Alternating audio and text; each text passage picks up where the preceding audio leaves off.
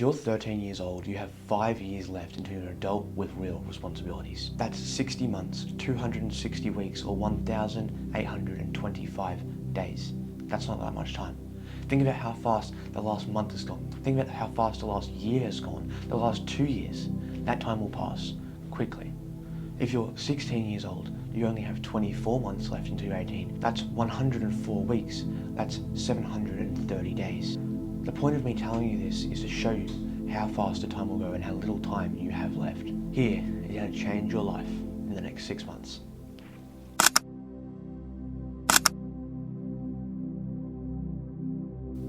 The number one thing that holds people back from changing their life or getting to where they want to go is the things they consume. Not just food, not just drinks, but anything that they consume, anything that they watch, people they talk to, conversations they have or hear, anything you consume affects you in some way, most things deeper than you think.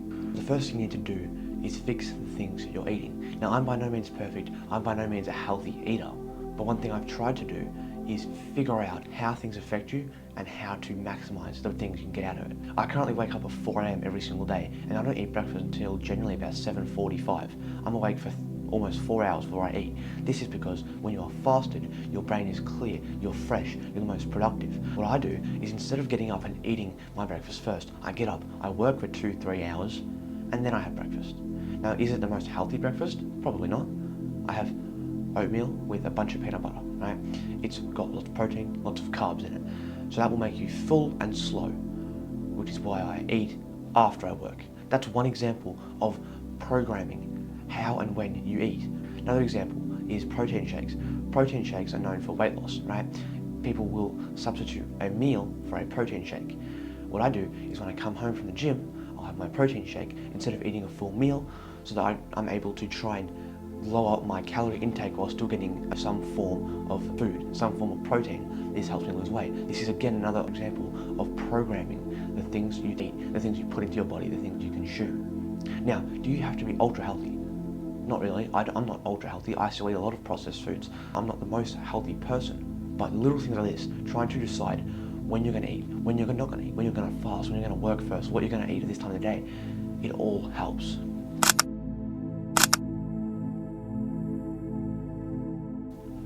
The second thing is the content you consume.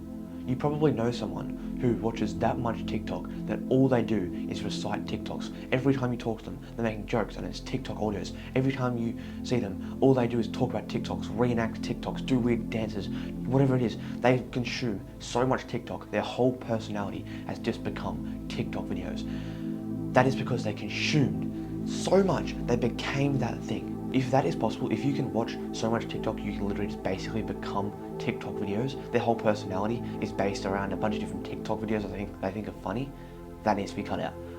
Because if your entire personality can change based off videos you watch, you need to strictly figure out what you want to consume and what you don't want to consume. Now, I'm going to talk about short form content because long form content is a bit different, right? If you're watching YouTube videos or streams or podcasts, that's a bit different. The biggest problem is short form content. Here's how to fix that. 1, you generally watch short form content on your phone. Here's how to keep your phone away from you. Number 1, if you're sleeping overnight, charge your phone in a different room.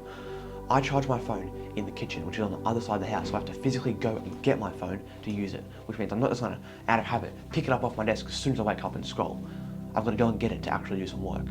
Next, delete all of the games and unnecessary social medias off of your phone to maximize your productivity. If you want to play games, that's fine, but don't play games on your phone because that is again a waste of time. The more things that are going to distract you in one place, you're going to become addicted to that and it's going to negatively affect you. If you want to play games, have a gaming console. Have a certain thing you play games on. If you want to try and do work on your phone or be productive on your phone or cut down your screen time, don't then have games on your phone because that's going to pull you back in your phone. If you want to scroll less, don't have social media on your phone. Simple.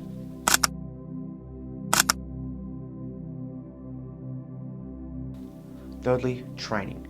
Whether it's 10 push-ups a day or 12 hours of weightlifting a week, physical training will help you immensely. For me, I do between 20 to 100 push-ups every single day, and this is no longer about the muscle mass or strength. It used to be about that, but it's not. For me, I do 20 to 100 push-ups a day purely for the mental benefits. 1, it gets your blood flowing, which makes your brain go a bit better, and it makes you be able to think faster and think clearer. And secondly, it improves your discipline, it improves your mentality, it improves your will to push harder, right? If you're doing push-ups on the floor and it gets really hard, and you're like, all right, come on, 3 more, and you push through that, you're like, all right, that's the burn. You build up a tolerance to the pain, to the friction, and you want to push harder. You build up the feeling of being used to trying hard and to having discipline and to pushing yourself past where you think you're going. You want to hit PRs, push past your limits. Whether it is one singular push-up or a 4-hour weightlifting session or calisthenics or going for a run, physical training of some sort will benefit you immensely.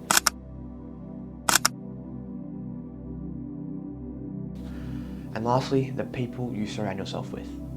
You've probably heard the saying, you are the sum of the 5 people you spend the most time with, and this is 100% true. If you spend your time with 5 people who scroll on TikTok all day, you're going to end up scrolling on TikTok more and more. If you spend your time with 5 people who go to the gym every day, you're going to end up going to the gym more and more. The people you hang around with will affect you so much, and this is one mistake that I made, was I was like, I don't want to cut off my friends, I'll just sort of do what they're doing and I'll sort of hang out with them, but once I'm not with them, it's work, right? No, this will negatively affect you. I have cut out so many people from my life purely because they weren't benefiting me. I'd rather have very few friends, but get work done and achieve my goals and still have 1 or 2 or 3 people who are good friends who I can joke with and talk to, than be surrounded by people who hold me back and slow me down and influence me negatively. Whether it be hugely or whether it be tiny little things, the jokes I make, the things I do, the people around you are one of the biggest things that will hold you back or push you forwards. And lastly, lock the in. And it's not hard. All you have to do is pick a goal, figure out daily actions that are going to get you towards that goal, and figure out a way to stick to it. I've talked about this many times, so I'm not going to go over it again because it is so blatantly simple. What do you want to achieve? How are you going to get there? How are you going to make sure you stay on track? That's simple. And to end this video off, remember, no one who does everything right ever fails. If you want to be a YouTuber, all you have to do is make videos.